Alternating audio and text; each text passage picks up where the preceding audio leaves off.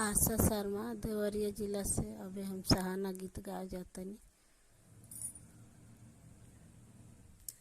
बनाने किया टेलीफोन बनी तेरे लिए, बनाने किया टेलीफोन बनी तेरे लिए, आना तो आना बनी बगिया में आना हो, आना तो आना बनी बगिया में आना हो, बगिया में होगी शिष्टाचार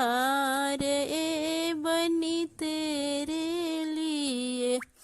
बगिया में होगी शिष्टाचार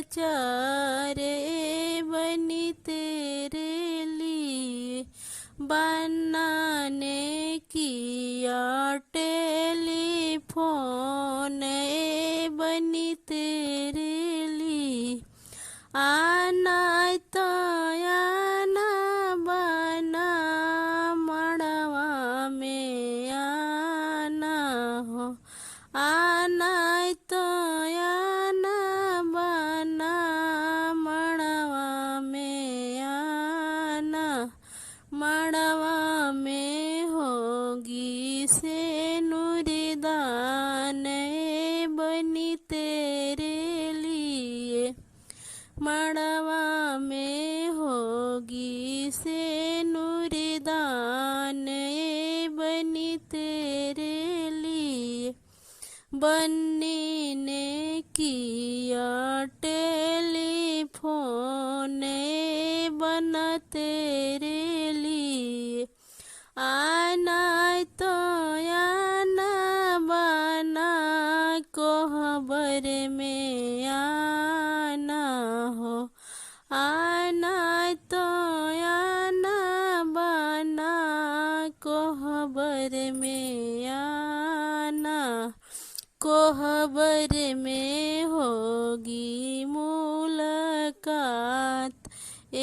बनी तेरे लिए, कोहबर में होगी मुलाकात बनी तेरे लिए, बन्नी ने किया टेलीफोन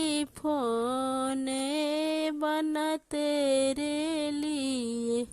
बन्नी ने किया टेलीफोन बना तेरे